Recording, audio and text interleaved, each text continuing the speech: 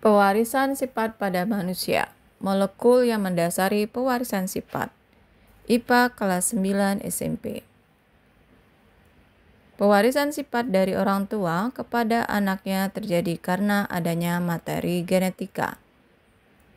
Materi genetika adalah gen dari sepotong DNA yang membawa informasi suatu sifat. Beberapa macam gen akan bergabung dan menyusun rangkaian DNA. Untaian DNA membentuk benang-benang halus yang dinamakan kromosom. Kromosom ini membawa materi genetik untuk diwariskan kepada keturunannya. Struktur DNA dan RNA. Materi genetik di dalam tubuh makhluk hidup dapat terdiri dari dua macam, yaitu DNA dan RNA. DNA adalah asam nukleat yang berisi informasi genetik atau pewarisan sifat yang tersusun dari gula pentosa, basa nitrogen purin atau adenin guanin, dan pirimidin atau timin sitosin, dan terdiri atas asam fosfat. RNA tersusun dari gula pentosa, basa nitrogen purin, adenin guanin, dan pirimidin, urasil atau sintosin, serta asam fosfat. DNA berbentuk untaian ganda dan berfungsi untuk mengendalikan faktor keturunan dan sintesis protein. RNA berbentuk untaian tunggal dan hanya berfungsi dalam sintesis protein. Mari kita berlatih soal. Soal pertama, apakah yang dimaksud gen? Gen adalah unit dasar pewarisan sifat dalam organisme hidup. Gen menyimpan informasi genetik yang diturunkan dari satu generasi ke generasi berikutnya dan terletak pada kromosom di dalam inti sel. Gen terdiri dari DNA, asam deoksiribonukleat, yang mengkodekan instruksi untuk membentuk protein. Protein ini kemudian berperan dalam mengatur berbagai fungsi biologis dan perkembangan sifat fisik, seperti warna mata, tinggi badan, atau kecenderungan penyakit tertentu. Setiap individu memiliki dua salinan dari setiap gen, yaitu satu dari ibu dan satu dari ayah. Setiap kombinasi gen ini menentukan berbagai karakteristik unik pada setiap individu. Soal nomor 2. Di manakah letak dari RNA? RNA atau asam ribonukleat dapat ditemukan di berbagai bagian sel. Lokasinya bervariasi tergantung pada jenis RNA dan fungsinya. 1. Inti sel atau nukleus. Di dalam inti sel, RNA jenis messenger RNA atau mRNA terbentuk melalui proses transkripsi, di mana DNA digunakan sebagai template untuk membuat mRNA. 2. Terletak pada sitoplasma. Setelah mRNA terbentuk di inti sel, ia keluar dari inti dan bergerak ke sitoplasma. Di sini, mRNA digunakan oleh ribosom untuk melakukan sintesis protein dalam proses yang disebut translasi. Ketiga, di dalam ribosom. Ribosom yang bisa berada bebas di sitoplasma atau menempel pada retikulum endoplasma kasar adalah tempat RNA ribosomal.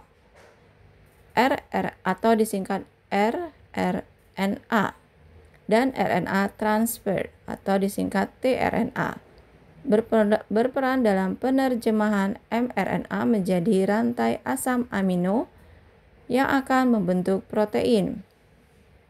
Yang keempat, terletak pada mitokondria.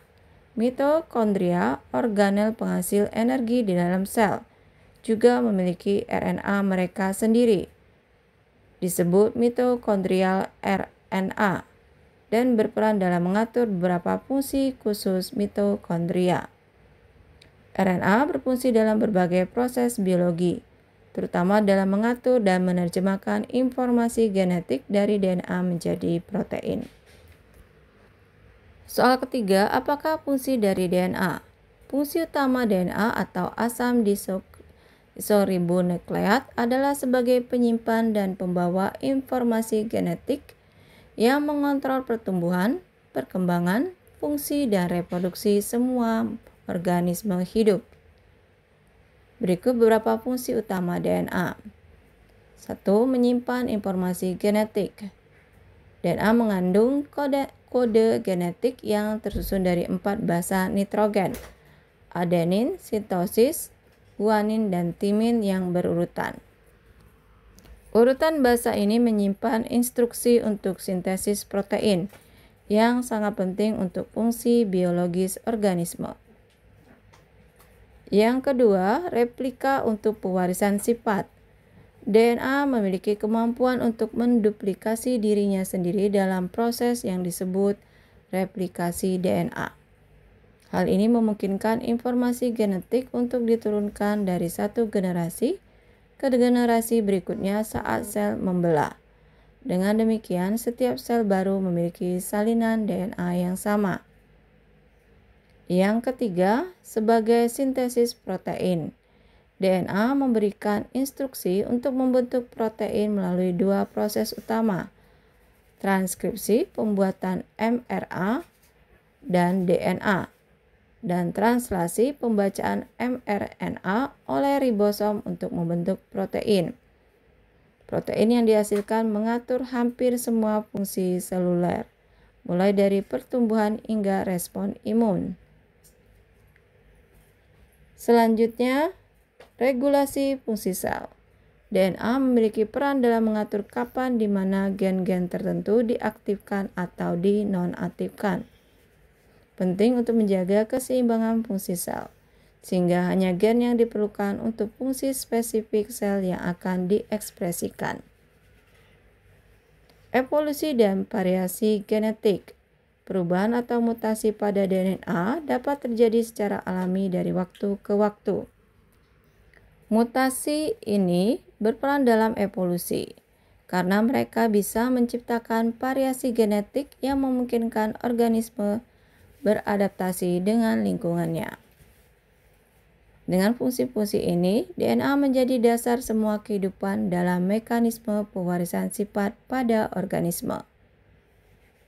Soal keempat, sebutkan dan jelaskan bagian-bagian yang menyusun kromosom.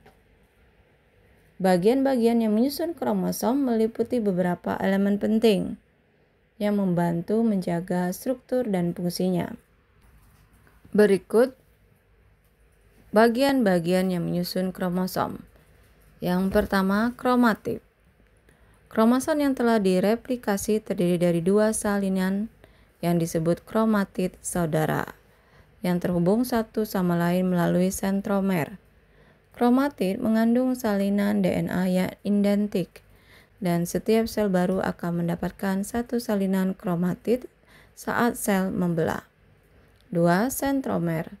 Sentromer adalah daerah penyempitan di tengah kromosom yang menghubungkan 2 kromatid. Sentromer berfungsi sebagai titik pengikatan bagi serat gelendong dan selama pembelahan sel, mitosis dan meiosis, sehingga kromosom dapat dipisahkan dengan tepat. Yang ketiga, lengan kromosom. Kromosom memiliki 2 lengan yang memanjang dari sentromer, lengan P pendek dan lengan Q panjang. Lengan ini mengandung gen yang spesifik, dan perbedaan panjang antara lengan P dan Q bergantung pada lokasi sentromer. Yang keempat, telomer. Telomer adalah bagian di ujung kromosom yang terdiri dari urutan DNA berulang.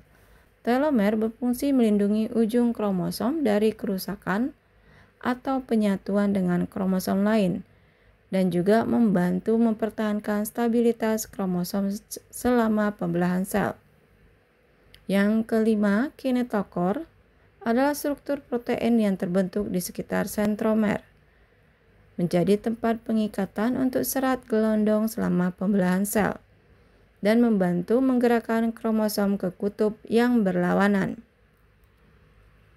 Yang keenam, DNA dan histon. Kromosom terdiri dari DNA yang melilit protein histon. DNA yang berikatan dengan histon membentuk kromatin, yang merupakan bentuk longgar dari kromosom saat sel tidak sedang membelah. Pada saat pembelahan sel, kromatin ini akan terkondensasi menjadi struktur kromosom yang padat. Soal kelima, bagaimana hubungan antara kromosom dengan proses pewarisan sifat? Kromosom memiliki peran penting dalam proses pewarisan sifat karena mereka membawa informasi genetik dalam bentuk gen. Hubungan antara kromosom dan pewarisan sifat dapat dilihat pada penjelasan berikut. 1. Gen yang terletak di kromosom. Kromosom tersusun atas DNA yang mengandung gen-gen.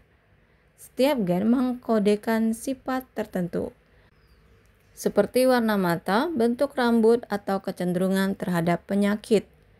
Gen-gen ini diturunkan dari orang tua ke anak, dan itulah bagaimana sifat-sifat diwariskan.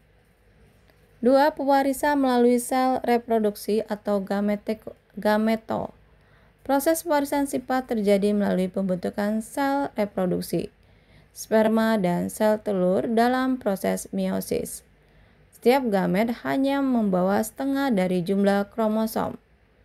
Kromosom pada manusia adalah 23 kromosom, sehingga ketika sperma dan sel telur bersatu saat pembuahan, keturunan akan memiliki jumlah kromosom yang lengkap, 46 kromosom. 23 dari ayah dan 23 dari ibu. 3. Pewarisan sifat Mendel. Pewarisan sifat mengikuti prinsip-prinsip yang ditemukan oleh Gregor Mendel, yang menyatakan bahwa setiap individu mewarisi 2 salinan dari setiap gen, 1 dari ibu dan 1 dari ayah. Salinan-salinan ini bisa berupa alel dominan atau resepsif, yang akan mempengaruhi bagaimana sifat tersebut muncul pada keturunan. Yang keempat, kromosom homolog. Setiap individu memiliki kromosom yang berpasangan, disebut kromosom homolog. Kromosom homolog mengandung gen yang sama, tetapi alelnya bisa berbeda. Misalnya, 1 alel dominan dari ibu dan 1 alel resepsif dari ayah. Kombinasi alel ini menentukan bagaimana sifat-sifat tersebut diekspresikan. Kelima, penyilangan dan rekombinasi genetik. Selama meiosis, kromosom homolog dapat mengalami rekombinasi genetik melalui proses penyilangan atau crossing over. Ini menyebabkan pertukaran segmen DNA antara kromosom homolog menciptakan variasi genetik yang unik pada keturunan, sehingga sifat-sifat baru bisa muncul. Yang keenam, karyotipe dan kelainan genetik. Jumlah atau struktur kromosom yang abnormal dapat menyebabkan pewarisan sifat yang tidak biasa. Contoh kelainan kromosom adalah sindrom Down yang disebabkan oleh adanya salinan ekstra dari kromosom 21. Perubahan ini menunjukkan betapa pentingnya kromosom dalam proses pewarisan sifat dan perkembangan individu. 7. Kromosom seks. Selain 22 pasang kromosom autosomal, manusia memiliki 1 pasang kromosom seks, XXX untuk perempuan dan XY untuk laki-laki. Kromosom ini tidak hanya menentukan jenis kelamin, tetapi juga mempengaruhi pewarisan sifat yang terkait dengan jenis kelamin atau sifat terkait kromosom X atau Y, seperti buta warna atau hemofilia.